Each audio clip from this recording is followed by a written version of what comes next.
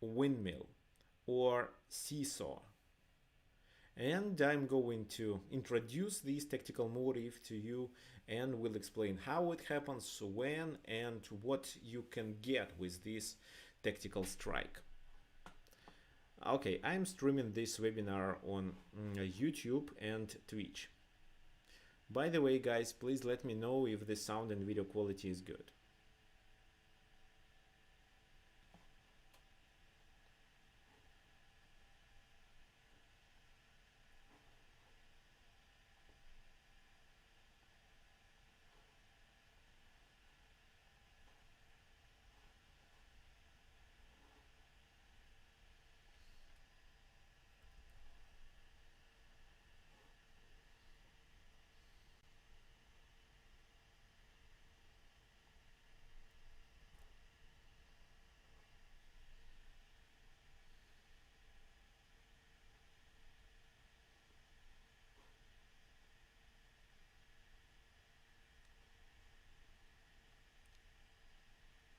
Mm-hmm. Okay.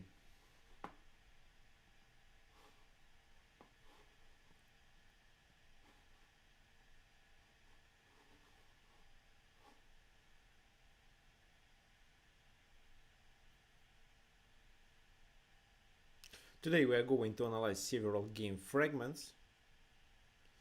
Some of them are taken from classics, for example, from the game of Vasily Smyslov. Okay, guys. Okay, just let me know if the sound is good.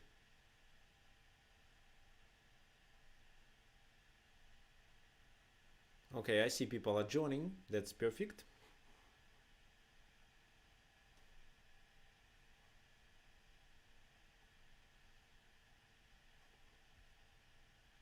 Okay, fine. Let's start. So today I prepared several positions for you, and this is the first one. This is just an exercise. It's not actually a game fragment, just an exercise. It's white to move. Black is threatening to deliver a checkmate, maybe with the queen, maybe with the rook as well. What do you think white should do?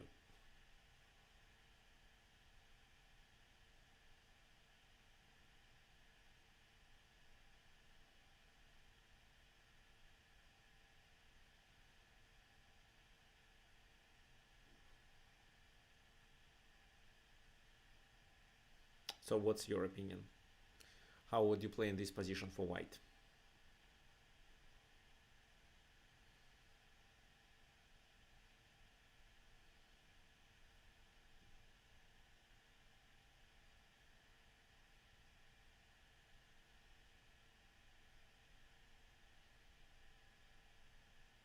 Any ideas?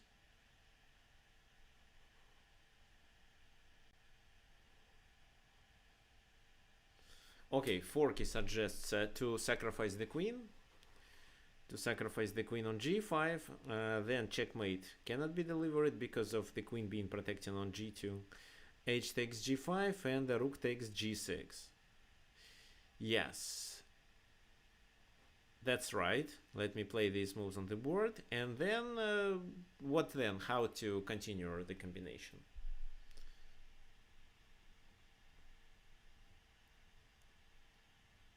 What do you think?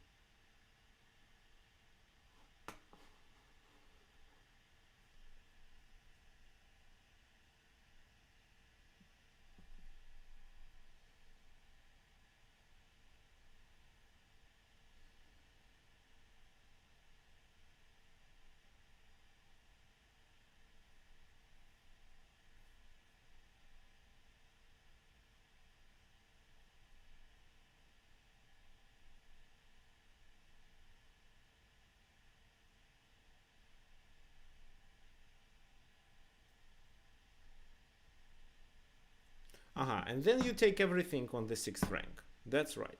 I'm going to demonstrate you. Rook e6, king g7, rook g6, king h7, rook d6. So every time rook moves, it's a check from a bishop.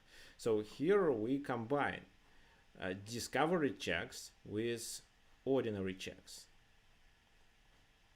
Then we take everything on the 6th rank, and when the 6th rank is cleared, then rook a6 can be played.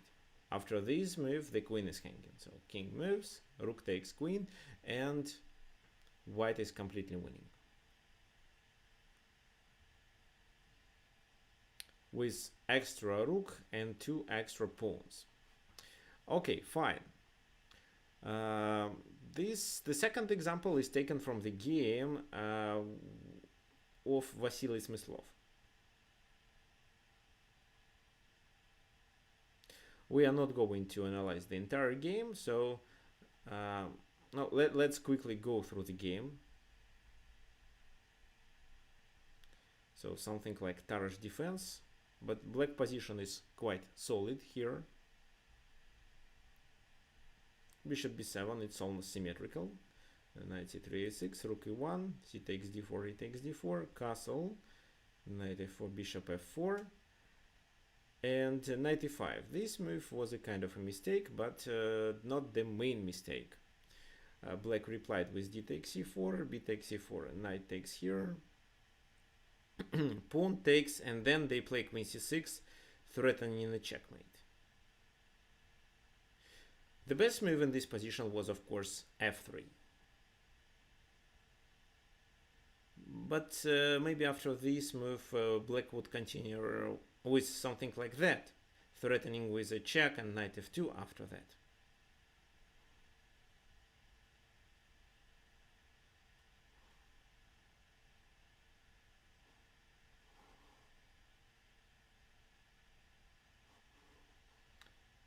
So in the game it was bishop f1. This move doesn't look good.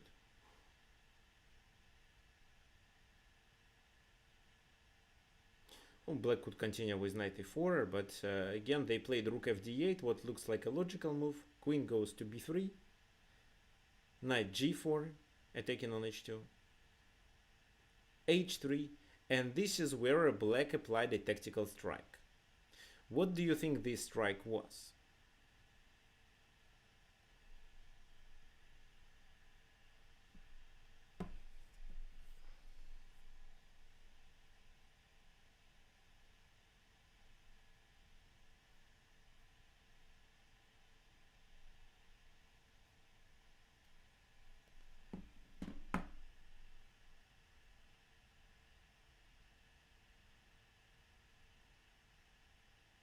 So how to continue in this position? What do you think?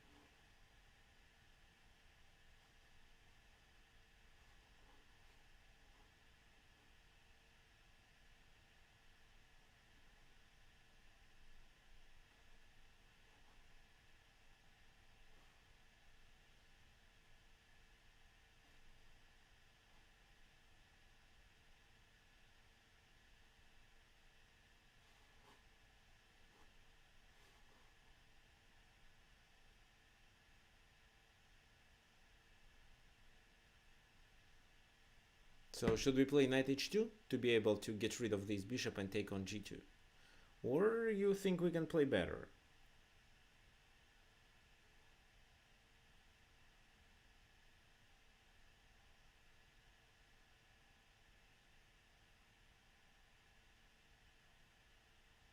No, right now queen g2 is not a mate.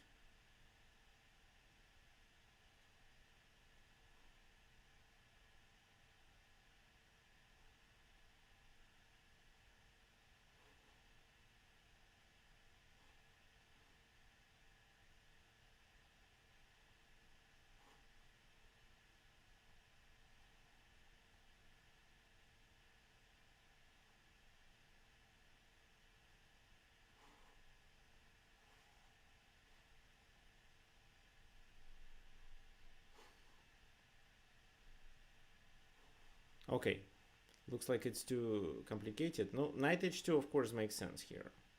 However, it doesn't look like a winning move. They, for example, can continue with f3, then you probably have to take, rook takes, and what then?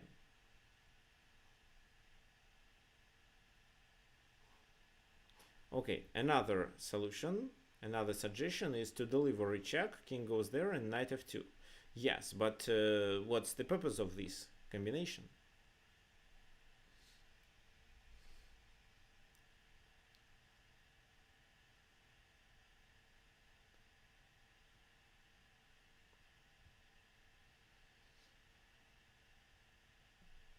Anything else?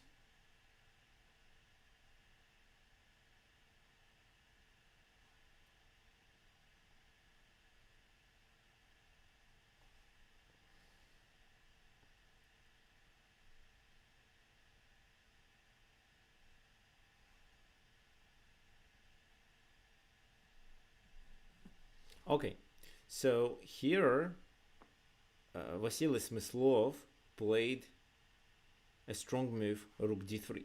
What's the idea of this move? What do you think? Rook d7 is too slow. Rook d3, attacking the queen.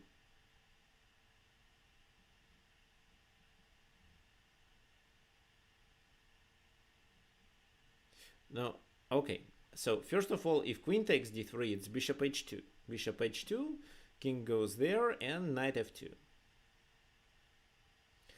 After which they take on h2, but they are unable to capture this bishop or this knight on d3 with their bishop because of a checkmate on g2. That's why here black gained the queen for rook and bishop. If bishop takes d3, it's queen g2 immediately. That's why they continued with this move. What do you think we should play after that?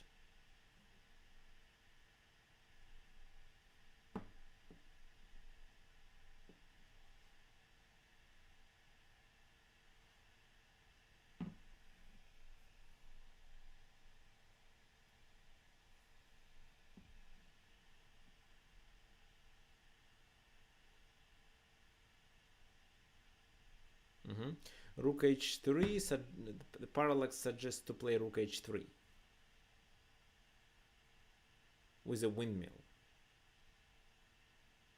So that's actually correct. Rook h3. What if he takes? If he takes, this is a checkmate on h1. It's easy. But what if they take the queen? How would you continue, for example?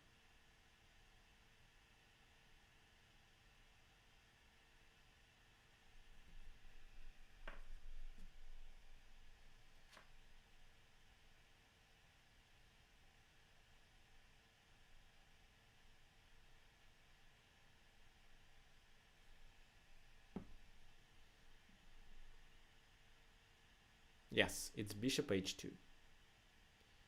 Bishop h2 check, and after this move, knight f2 delivers a checkmate. That's right. That's why instead of taking the queen, they played bishop d4.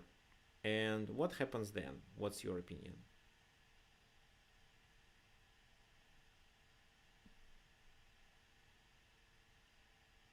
Uh-huh. So bishop h2, king goes there. Bishop e5.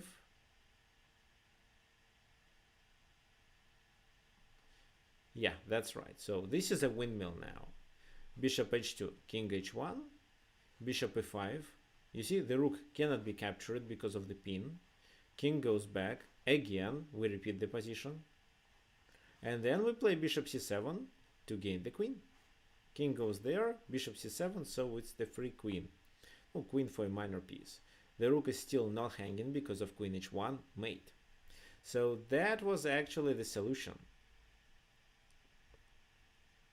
But after bishop takes e5, white resigned.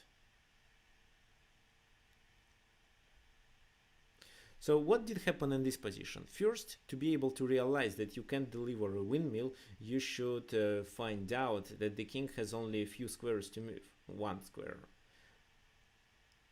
You check and it has only one square to move, or it may have two squares but located on the same file or diagonal, depending on which piece you are going to deliver discovery checks. If these are rooks, then on the same file. So, and the other thing that black realized is that the enemy queen is located on a dark square, what means that the bishop can potentially attack. So you also should be looking at the enemy pieces and enemy valuable pieces that are located on dark squares to be able to capture them. Okay, so actually Vasily Smyslov was a lucky grandmaster, and he played twice. In his official games, he could apply Windmill twice. In this time, he played a game against Mikhail Botvinnik and applied the Windmill successfully. Let's quickly go through the game. So you see it's King's Indian, and white chose a fiancetta system. e5, e4, e takes d4 makes sense, but c6 was played. Bishop e3, knight g4, maybe not the best option because bishop goes to g5 at least. Queen b6, h3, e takes d4 now. The pawn is supported with two pieces, so that's why white continues with knight a4. Queen goes to a6. And they take, of course. But after b5, white realizes that they also lose a piece. The knight on a4 is trapped. Knight d4, pawn takes on a4, knight c6, queen takes c6, and then e5. They discovered the attack. However, queen c4, bishop takes a8, knight takes e5, and what do we see? Black is down the exchange here. However, they have a compensation of one pawn, which is actually hanging, but the g4 pawn is hanging as well. Rook c1, queen escapes to b4, a3, queen takes on b2, queen takes a4, and bishop b7. That was the critical moment of the game. Could you please suggest a better move that white could play here? What's their best option? What do you think?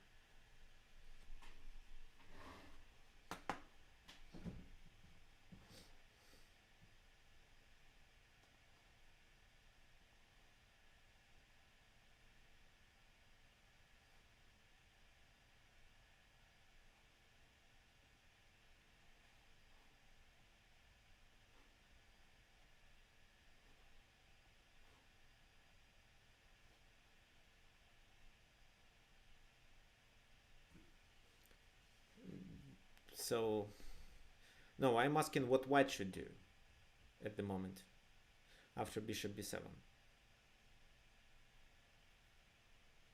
Yeah, black is intending to play knight f3, you're absolutely right. But what white should do, how white solves their problems. Because knight f3 is a very serious fork.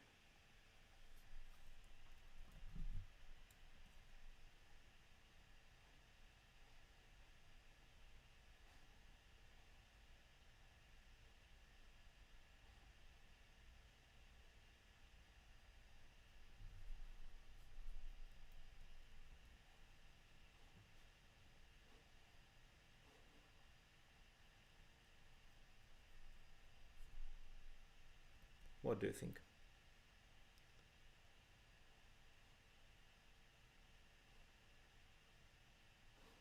No, rook b1, this is the move that was played in the game, unfortunately, and it doesn't look good. Because after that, black applied a combination and won the game.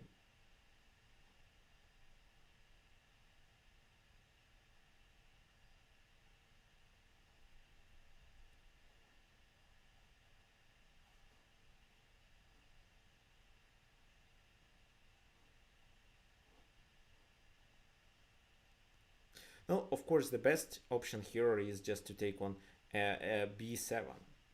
So bishop b7, queen b7, and then knight f3 is coming and is actually dangerous.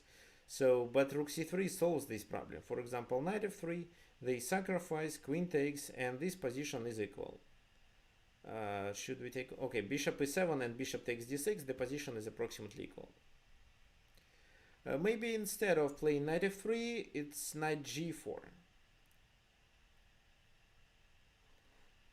And if queen g4, bishop c3. However, wait a sec. However, rook b3, an intermediate move, appears. Yeah, so knight f3 is the best option here. So bishop takes b7 was the most natural move, after which the game is approximately equal. But rook b1 was played. What's wrong with rook b1? How can black punish white for this inaccurate move?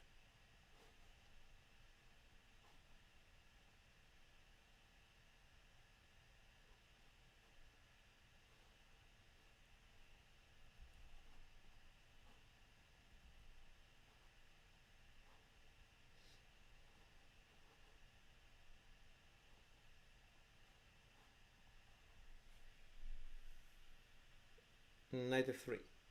Yeah, actually, knight f3. Knight f3, king h1, or king g2. There is no big difference. And what's the next move? What do you think?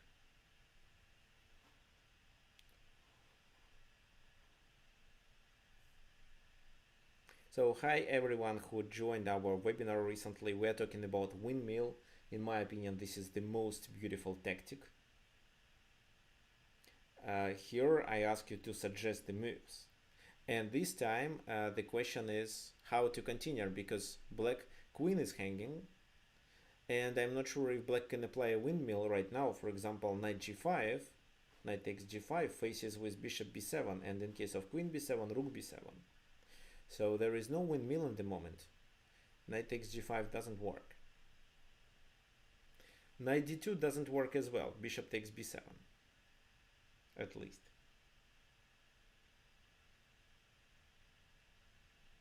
You can continue with knight b1 after that, but I think that white is fine. For example, they can just retreat, and the position will be slightly better for them because of the bishop pair. You can't take the bishop. Okay, I'll show you. If you take the bishop, which is a complete mistake, they capture on b7. Queen captures on b7, but the rook is still on the b file. It's not a windmill, it doesn't work. Knight d2 looks slightly better, but bishop takes b7. What then? Capture one of the rooks? Definitely the one on b1, because the queen is hanging. So knight b1, bishop g2, and the position looks approximately equal. So instead of knight g5 or knight d2, what else you can suggest? Another suggestion is bishop c6, and the other one is this. Well, first of all, bishop c6, queen takes c6. That's enough, or even bishop takes c6. As for rook a8, which looks better, I believe they continue with rook b2. And then again, if you deliver a discovery check, they just take your bishop. So what else can you suggest?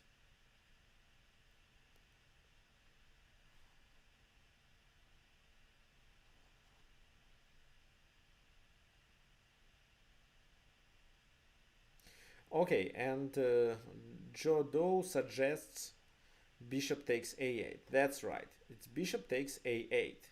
We are okay to sacrifice the queen, but we still secure our bishop's position, and this is how we may apply a windmill. Rook takes b2, knight takes g5, of course, king goes to one of these two squares. Maybe f3 was a better option. f3, then bishop takes b2, and here I believe black has a full compensation. For example, what then? If queen goes there, it's knight f3, and black has 3 minor pieces versus queen plus the attack. So probably king g2 should be played. King g2, maybe bishop d, e4 doesn't work, e5, and then the rook is activated. So black is okay here, black is winning.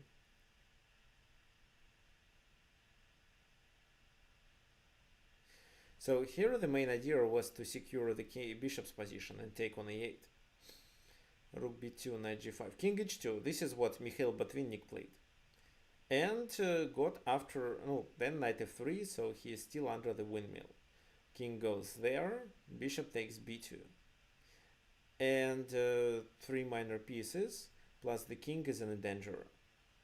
3 minor pieces for the queen. Queen a7. Bishop e4, not only to secure the bishop, but to be able to capture on a3. a4, king g7 is a prophylaxis. Rook d1 attacking here. Bishop comes to e5. Queen goes to e7. And what is your plan for black in this position? It's completely winning for black. What do you think black should do?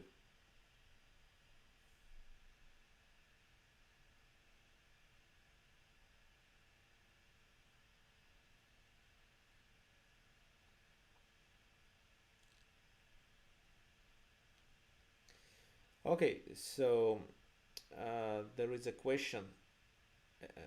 So Tanish has a tournament in 1 hour and asks about some tips. What can I say? So I just don't know anything about this tournament. Is it rapid or blitz or standard time control? Anyway, before starting the game, try to solve a few puzzles, at least 2. This is how you make your brains work.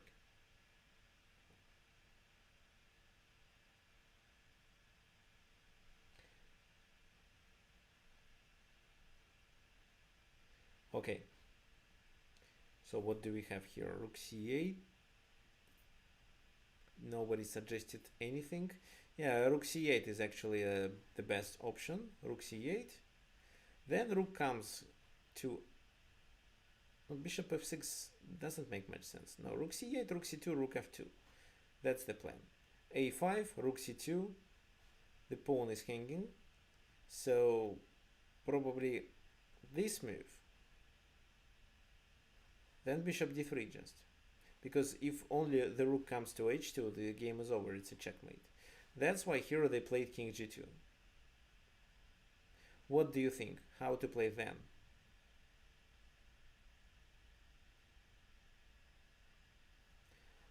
h5 is suggested. What's the purpose of h5? H5 and then bishop goes there, but then they have g4. So no, h5 doesn't look good.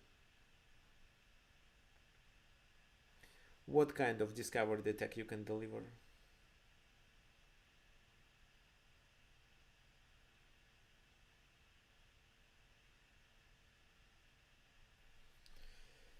Okay, if speaking about rapid tournaments, well, like with, let's say with 10 minutes,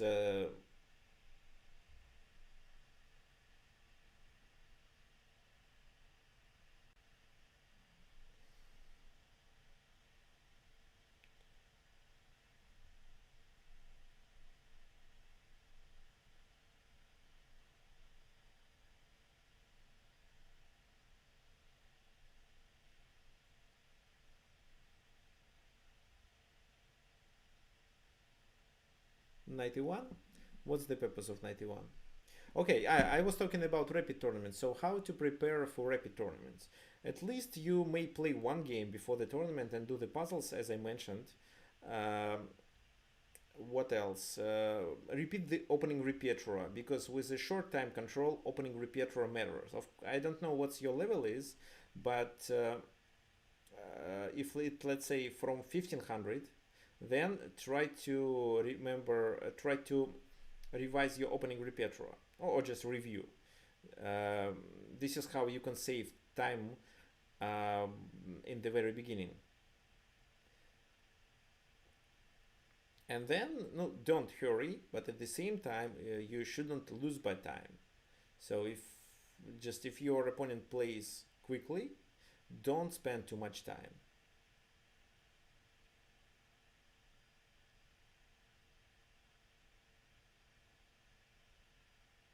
Okay, let's continue with this position. 91. If king goes to f1, then knight d3 and rook f2. Looks good, however they play queen e7. And yes, actually it's still a winning position, but this time I think it's more complicated because of the edge plus pawn. But I still believe it's winning. Okay, this is how you could simplify, but knight d4 was played. Knight d4, king went to f1. However, another option was this move. And then I believe rook f2 looks good, and then knight f3 and rook h2. But after king f1, it's just bishop f3. The king is now trapped on the first rank, and the rook can't go up. It's a checkmate. That's why the rook keeps on the first rank.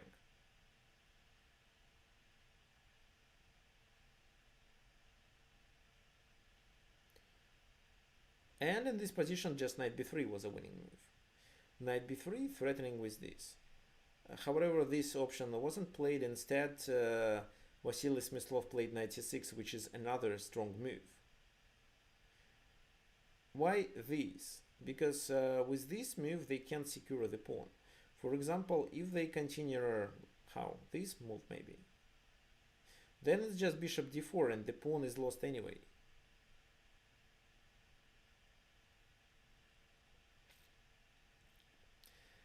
Okay, guys, so this is how Vasily Smyslov applied a windmill combination. So I'm going to show you once again. Rook b1, and he delivered a check first. King goes to h1, and then he takes on h2.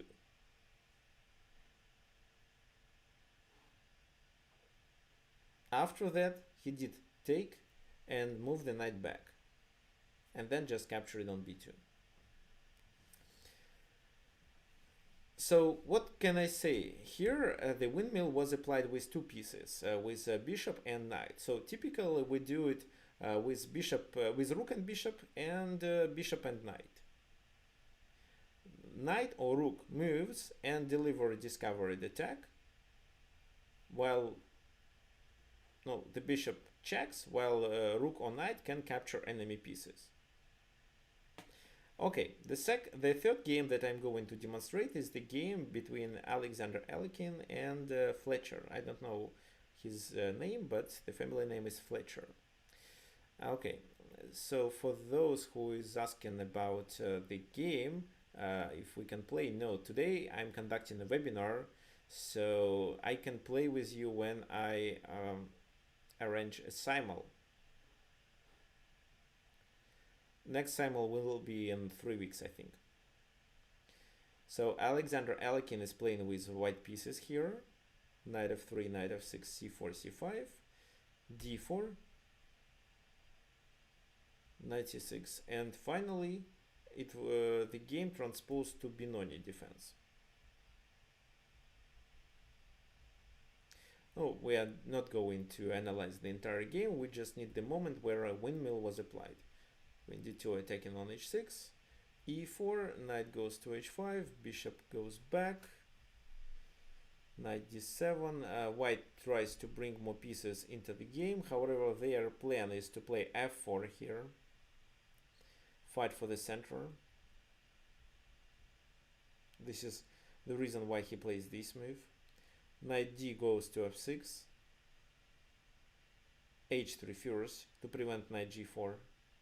Because if, for example, f4 in this position, then knight goes there and this bishop is quite important. Even if black doesn't gain the queen, white weakens their dark squares a lot. h3, knight goes there, g4. Now this knight goes to f6. f4, so he applied the plan, now he controls the center and is about to play e5. e6. First, knight retreats. Why? Because of this discovered attack. Knight f3 takes d5, c takes d5, and white still has a strong pawn center. b5, and what do you think was the next move for white in this position? It's not a tactical strike, but it's a strong move anyway.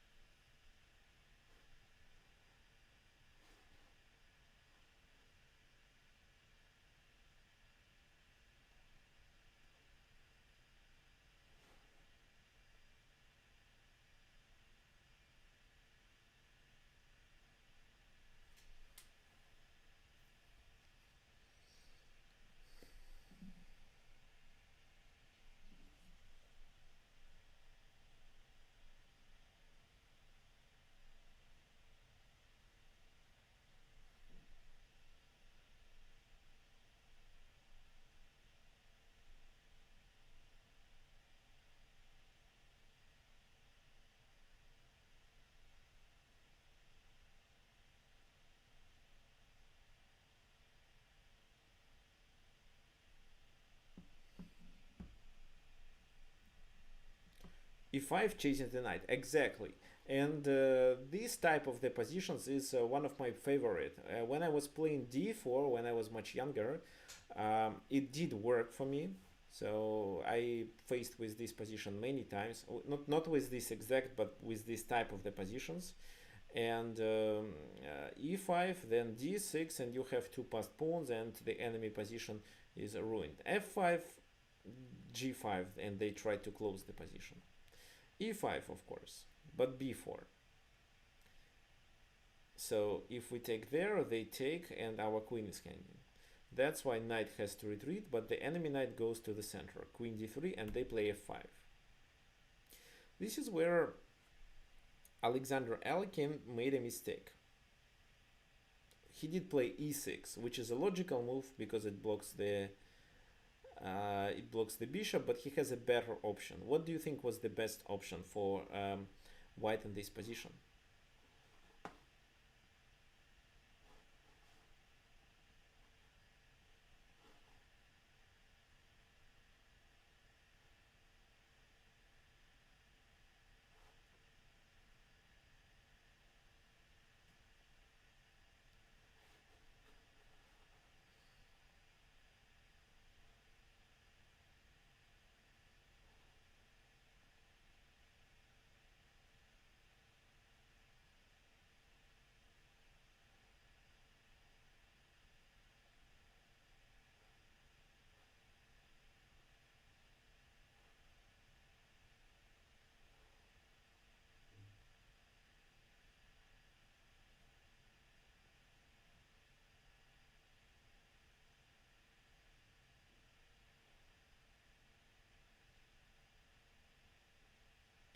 So guys, what's your opinion? Should we take on f5? Should we play something else? g5, g5, h5, the position is closed. However, our task is to open because we dominate in the king side and in the center. Maybe we can initiate the attack on the enemy king, which actually happened later in the game. Yeah, what about en passant? Looks like this is the best option. What happens then? For example, he takes with this knight. Then you can play knight h4 and take the advantage of the pin. How? To support this? But then even g5 chasing the knight. So after this knight moves out, the other one is hanging. If this knight goes somewhere, then queen g6 is quite dangerous. So if this knight now goes, then it's still knight h4, but this time they have knight e7 to protect. What do you think should be the next move?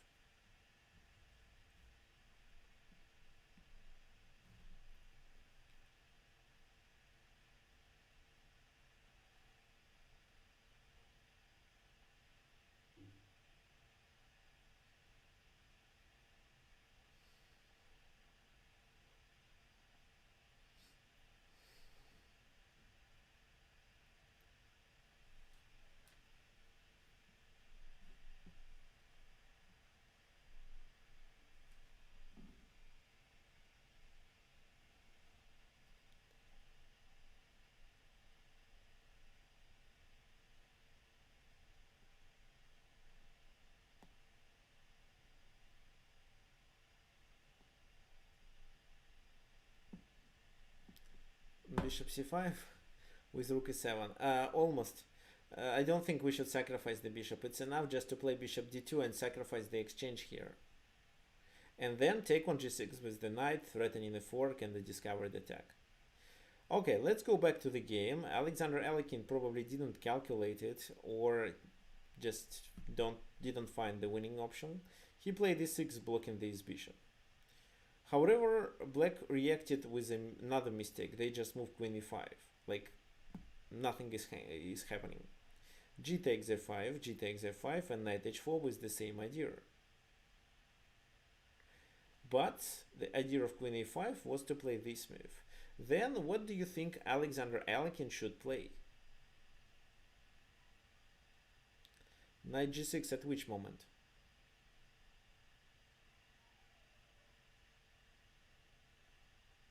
Yeah, what white should do? What's your opinion?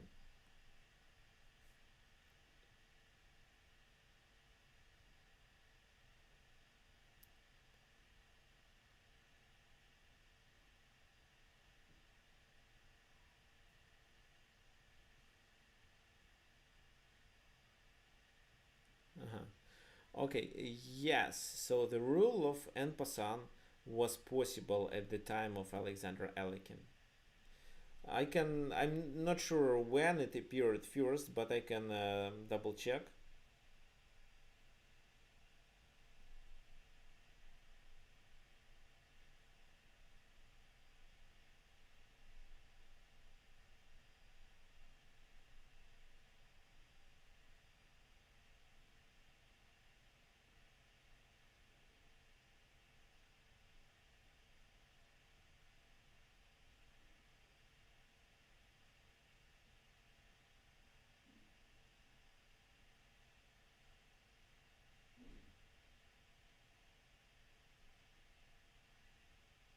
So first, this rule was applied in 15th century. So actually, it was possible.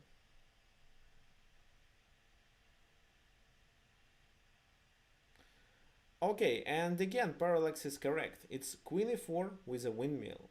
The queen is hanging, so you can play bishop e4, which looks quite attractive here, because they just take there, and if bishop f5, bishop takes bishop. If bishop d3, they probably continue with this move, and the king is well secured. But if you play queen takes a4, you gain a minor piece. What should they play? Well, if they just play a natural move, knight e7, they are down the material and the position is completely losing. That's why they took the queen. Bishop takes e4, king goes there. Then please tell me how to deliver a checkmate in this position. Oh, en passant is legal from the 15th century. So originally, of course, pieces moved in a different way, especially the queen and the bishop.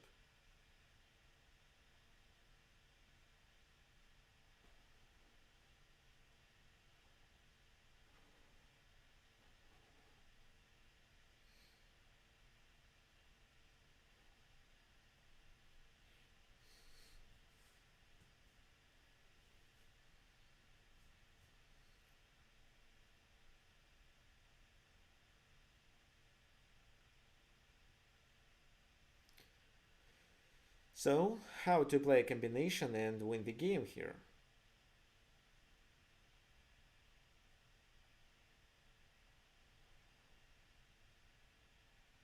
What do you think?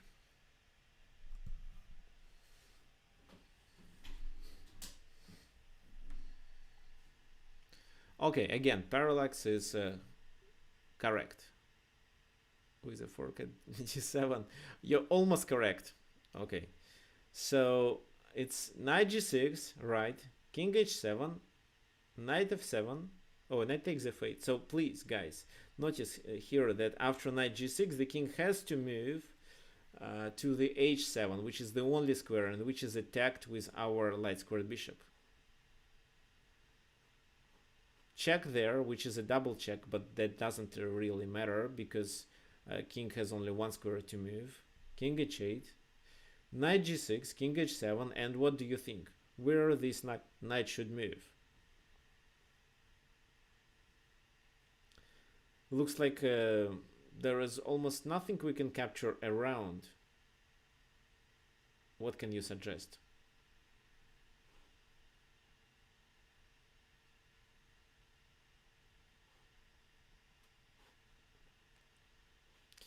Yeah, now the knight goes to e5 because after king h8, knight f7 is a mate. If it's not the mate, then white doesn't have enough material to compensate the queen loss. So this time Windmill finished with the checkmate on f7. No, knight c6. I believe it's not enough material still. Let's just calculate. Two rooks versus queen. As for the pawns, 4, 5, one extra pawn for white. No, yeah, white is much better, but it's not a winning position. Of course, knight f7 wins the game. Okay, fine. So that was Alexander Alekin, who did checkmate with the knight, and to be able to deliver such a smothered mate, you should of course notice that the king is trapped, and I mean blocked with his own pieces. Now another interesting game between two players that I don't know. The game was played in the 19th century, that's why I'm not familiar with them. It's Moises Kapferstich and Harry Anderson. The combination that was applied here was one of the maybe the most beautiful combinations. Well, knight e4, so this move exists. It's queen h5, knight goes there, then the pawn on e5 is hanging. So you see, with this move, white tries to distract the knight and deliver a checkmate, which actually doesn't work. However, after g6, queen goes to f3, knight f5. But they continue with queen d5. Another option was just to play g4. Now knight h6, d4, and white leads in development. That's why they open the position. They also want to take and then checkmate on f7. d6, bishop takes h6. There will be a checkmate on f7. That's why bishop e6 as an intermediate move. Queen goes back, and bishop takes b3. However, bishop f8. If rook takes f8, then a takes b3, and black lost their castling privilege to the king side. That's why black decided to play bishop a4, attacking the bishop. But bishop g7. And black replied with this move. And that was actually a mistake. What's wrong with rook g8? Who can tell me?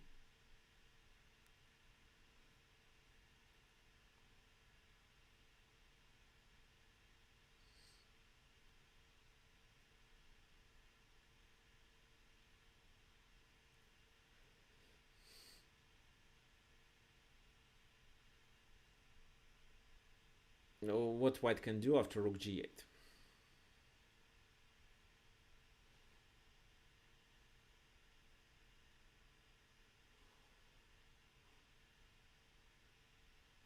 Yeah, we can play bishop f6. They do this, and in this position, white could actually sacrifice on b5. If they, for example, retreat there, then it's knight d4, and c2 and f3 are hanging both. That's why they played knight a3, but instead they could just sacrifice, and for example, d takes e5, bishop takes b5, and castle queenside with a strong attack. However, knight a3 at least saves a minor piece. Knight takes d4, queen h3, offering a trade. Queen takes queen, knight h3. And then actually what can you suggest for black in this position? How could they play?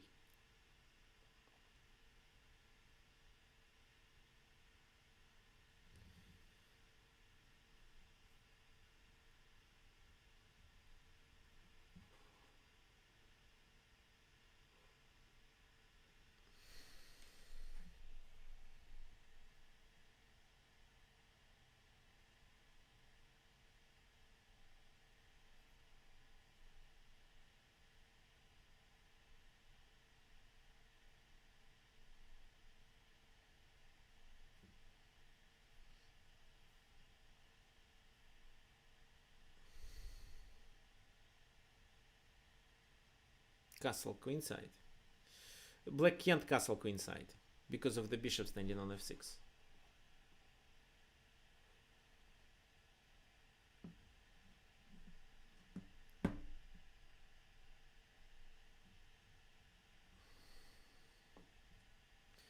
Bishop takes c2, I can just ignore it and maybe castle kingside. Okay, the best move is actually g5. Why? Because if knight g5, then rook g6 and this bishop is trapped.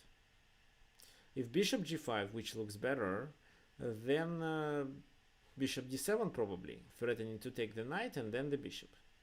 And if bishop retreats, then g2 is hanging at least. Or maybe knight f5 can be played to be able to ruin white's position. However, instead, black decided to gain at least one more pawn to get a full compensation, 3 pawns for a minor piece. Knight takes c2, bishop takes c2, rook c1, attacking on c7, bishop goes to e4, and rook c7 was the best option. This is what I suggest, but probably white didn't like this move. However, that was okay. And actually, almost the same thing happened in the game. But first, there was knight g5, and of course, bishop c6 secures black position. They are still losing, but at least they don't allow white rook to enter the 7th rank. However, instead of this move, they just captured it on g2. What do you think white played? What's your opinion?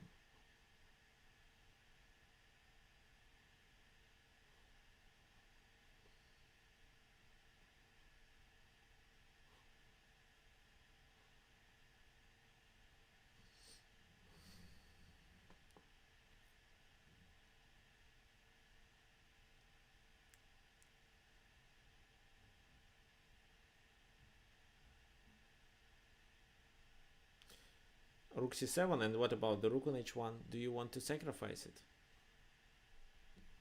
Because if you do this, then bishop goes to c6. Okay, yeah, that's right. Rook c7 with a windmill coming. Bishop takes there. And that was their next move. Threatening with knight d6. So bishop d5, knight d6. The king has only one spot on f8.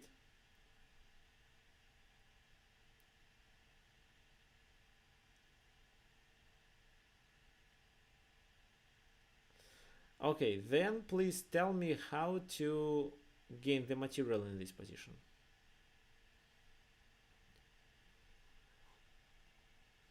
What do you think?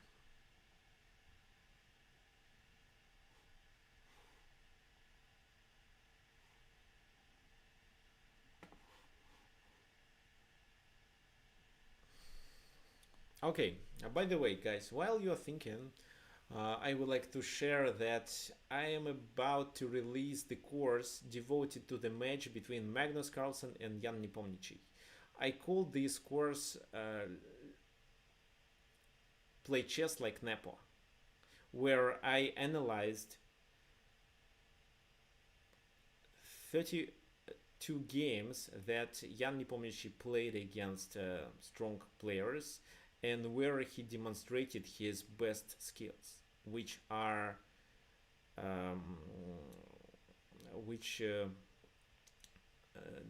reflect his own playing style, and this is where you can learn. So the course will be released next week.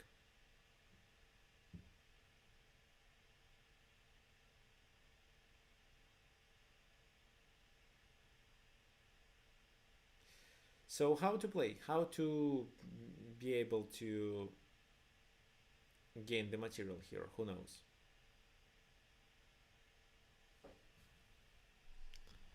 There are several ideas, including the discovered attack. Okay, Marcel is correct this time. It's bishop e7, king goes there, bishop g5. Or if he goes there, it's bishop f6 and the king is in the trouble. But if the king goes there, it's bishop h6. And they have to block and lose the rook. That was probably the best option. However, white decided just to play bishop g5 immediately. So they could do it with a temper, but they decided, okay, just no worries, let me play this move. And black thought that with rook h8 they can vacate another square for the king. Bishop h6. Instead of giving up the rook, they moved there, but actually didn't work. Rook g7, king f8. Now this is a windmill. However, what do you think? White should play in this position? Should they take on b7, or maybe you can suggest anything better?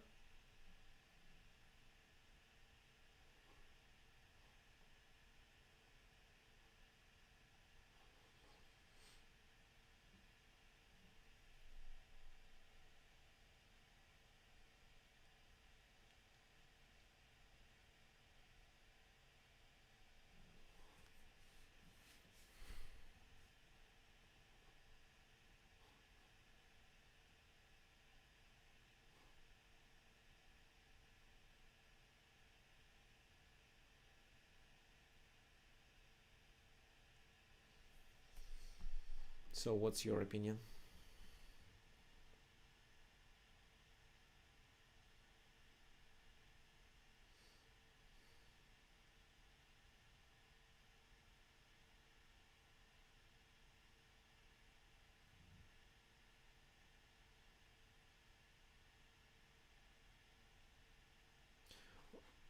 Okay, so there are no suggestions. Let me help you a bit. Take on b7 and then rook. No, okay, rook b7, king goes there, rook g7, king f8, rook a7, king goes g8, and you can't capture the rook, it's protected. So it's only 2 pawns. So rook c7, that was the move. King g7, and this time he plays knight to c8 with the idea of delivering this check.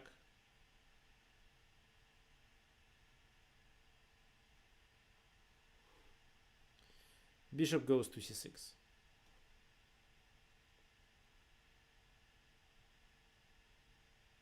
Rook g7, king f8, rook b7 now. Now 2 options. The king can move to g8 or e8. For example, if the king goes to e8, how would you play? What do you think?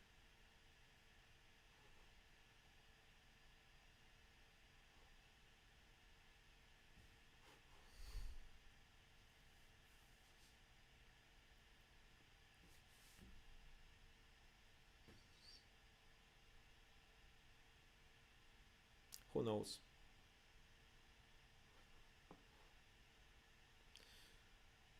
Okay, it's just a checkmate in 2.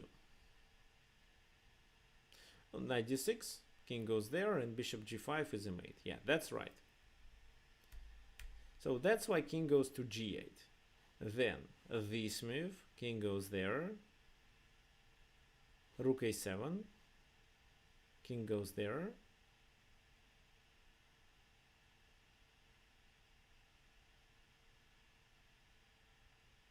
and how to play then? Knight d6, at which not knight d6 here. No, actually, okay, what do you think?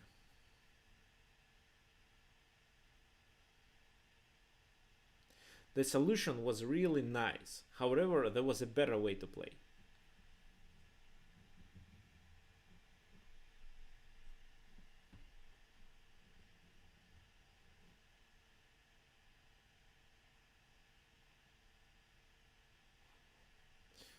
No, knight e7, they go there, and knight c6, rook a7, knight takes a7.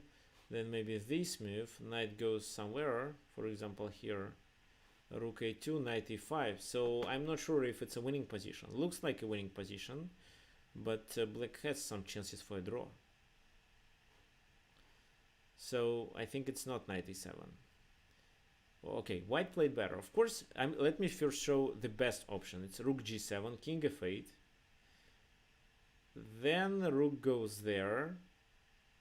King goes to g8, there is no other spot. Rook e8, king f7, and just rook h8. So there is no such move because of knight d6. He has to take on a2, but actually he's down a minor piece, which is decisive. But White played I think in the most interesting way. They just took there. Bishop takes there, and the next move was knight d6. What do we see? The king is trapped together with this rook. The bishop is useless and can't attack these pieces. The only thing they can do is to advance the pawn and keep the bishop somewhere here. While white has a lot of flexibility, they can advance the pawns together with the king. And this is actually the winning plan.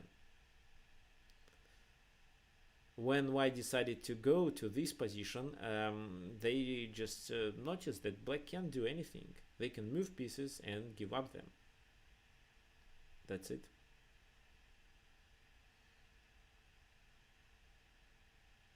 Just try not to get black stalemated. But however, they always have a bishop. Your task is just use the dark squares, not to fall under the attack. Okay, so that was a nice combination where Windmill was converted to this perfect endgame with a clear idea of advancing the pawns on the king side and moving the king closer.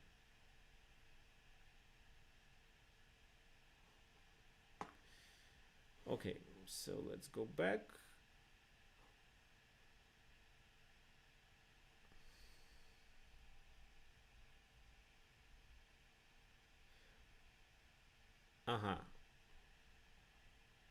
G7, then rook G7, king F8, rook E7, king G8, and this is where I suggest rook E. Okay, yeah, guys, I was mistaken. Sorry, I just blundered the rook here.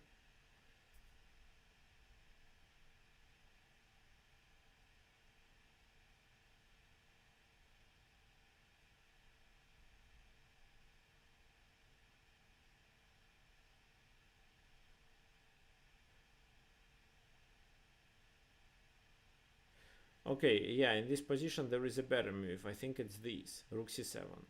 What happens then? We are attacking here and threatening with this. What do they have to do? They can sacrifice, but this is a winning position. They can move the bishop out.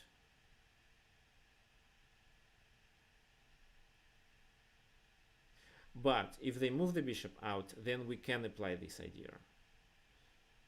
E7, he goes there, and then we take. So yeah, the bishop should be somewhere else. If the bishop is moved on this diagonal, then check and rook a7 taken on e8. So I just forgot to play an intermediate move first. Okay, fine. And now the most famous combination for you. The fragment from the game between Carlos Torre and Emmanuel Lasker, where Torre was playing with white pieces and successfully defeated ex-world champion with one of the best combinations. What do you think white should do in this position? Maybe you saw this position before. How does white win?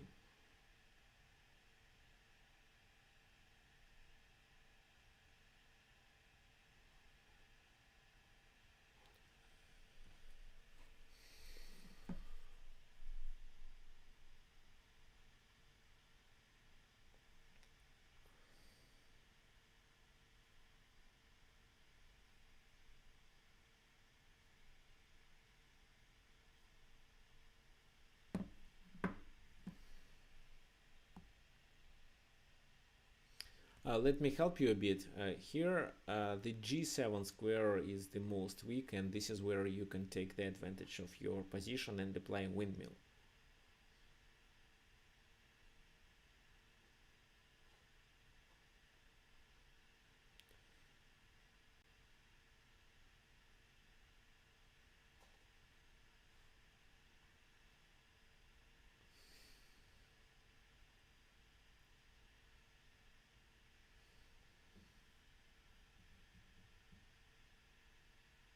Okay, yeah, actually, here bishop f6 is the best move.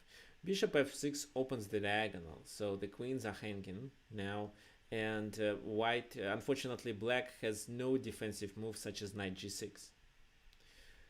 Okay, another suggestion in this position was bishop h6, but bishop h6 this time doesn't work because after queen h5, rook g7, the king goes to h8.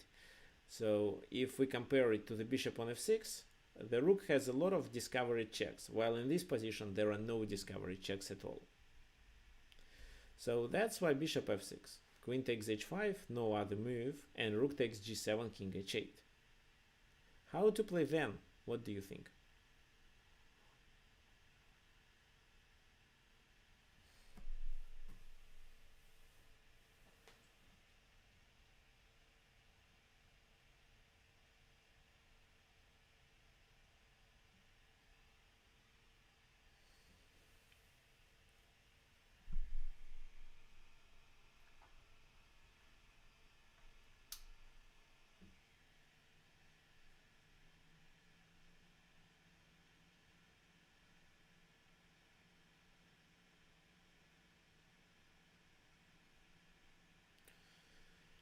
Take f7, b7, yes, exactly. So take everything on the 7th rank. And go back. Again, discovery check, go back. So should we take the pawn on a7? No, I don't think so. It's just a pawn, and without this pawn we activate the enemy rook and lose our pawn on a2. That's why it doesn't make much sense. That's why rook g5, take the queen. However, after that they make a fork, and this time we have to play g4. For example, he goes there, rook h6, knight g6, h4, and in this position we are 3 pawns up, which is absolutely winning. Plus, of course, our piece's activity. However, then they played a few moves. Here, Carlos Torre played just rook h3. He decided not to play g4 to create an escape square for the king. But the game ended soon.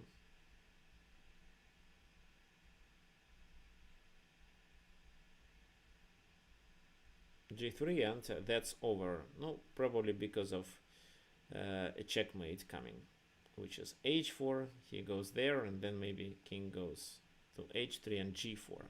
There is not much they can do. There is also another checkmate. Okay, so this is where I resigned, but that was the most beautiful combination of that time.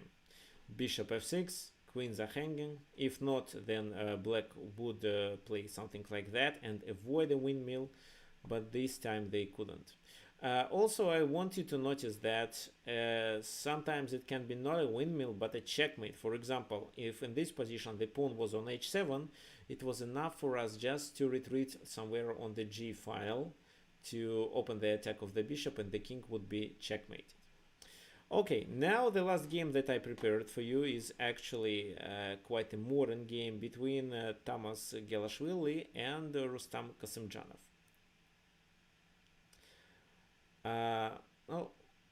Black is playing without a queen, but actually they have a compensation.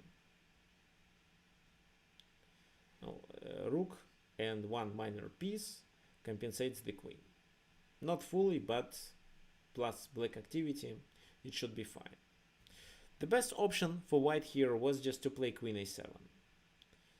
Then, for example, what? Discover the attack. Queen takes b6. Maybe bishop b7, maybe, or bishop f1. King takes f1, bishop g3. Queen takes f6 and bishop h4. And this is where white is slightly better.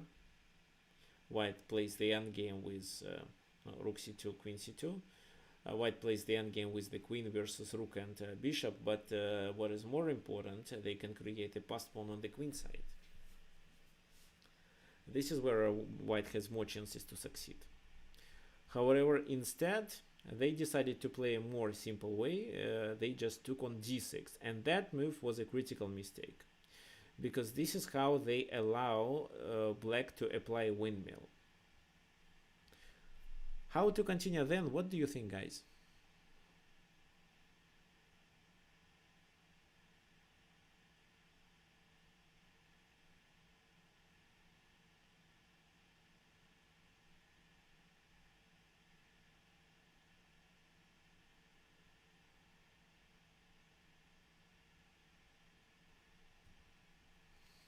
Rook g5. What's the purpose of rook g5? They just continue with king h2.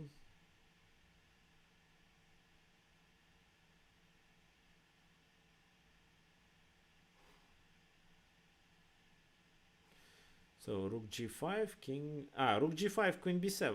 And if you take, you lose your rook.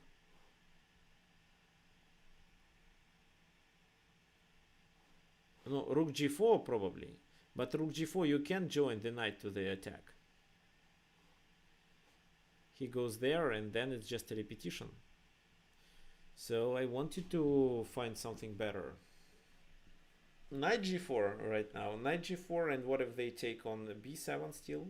Because they actually would like to take on b7, and your rook loses a support.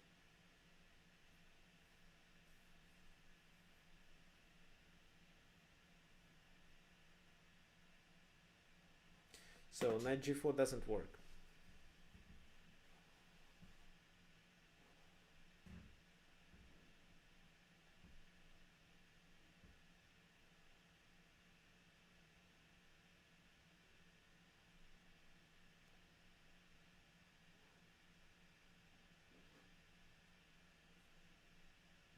Yeah, we can save the rook on g2.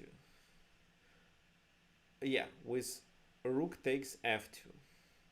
And now if, for example, queen b7, rook takes b7, and black is up the material, it's a completely winning position. That's why instead they have to move the king.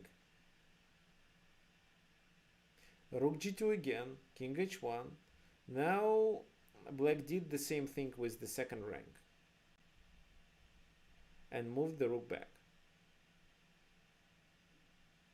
They decided even to repeat this position one more time.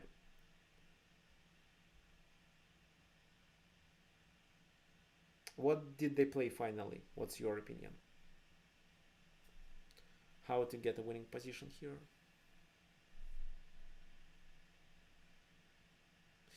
Okay, unfortunately, if you suggest knight g4, queen b7, and then rook h2 is an intermediate check, you blunder that rook with bishop h2. That would be not enough material for black to succeed.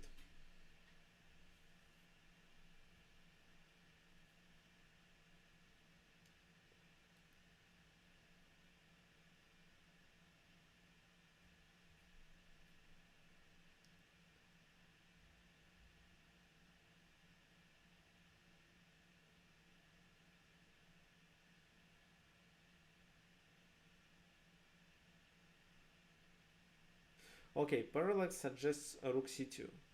Okay, with rook c2, how to deal with queen b7?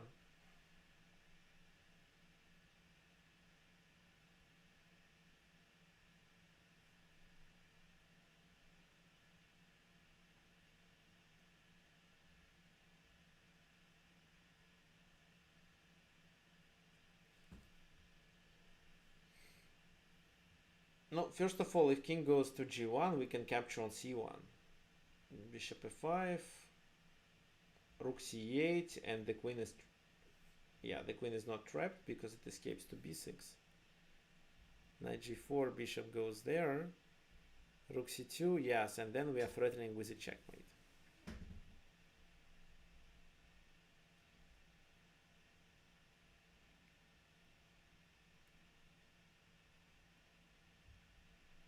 So, if queen b7, you suggest to take the rook. Rook takes, the knight is hanging, the queen is hanging. For example, actually, everything is hanging. So they have to secure one of the pieces. That's why they chose these. Instead of rook takes f1, which looks natural and actually is good as well, knight e4 first as an intermediate move, king goes to g2, and just rook d6, queen b7, rook to f6. If queen e4, it's just rook c to f1, and the position got actually simplified, and black is completely winning because of a distant passed pawn and also one extra pawn on the king side.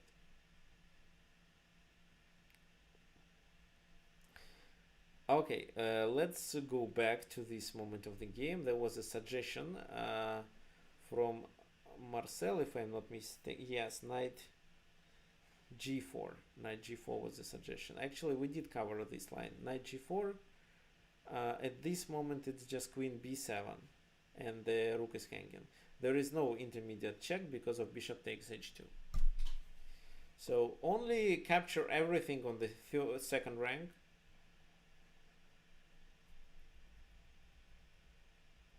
And then play rook c2. If now queen b7, then rook c1 gives enough material compensation because all the pawns were removed. Okay, fine guys. Do you have any questions? Today we had just a few attendees, which I actually I'm surprised, and I can say that I'm surprised in a good way. I'm a little bit disappointed that just 10 people attended our webinars. However, usually there are about 30. That's why I ask you, please, could you please share these webinars with your friends in case if they like it, they will join. And if you have any suggestions for our next webinars, you can also email me at tricksofchess@gmail.com.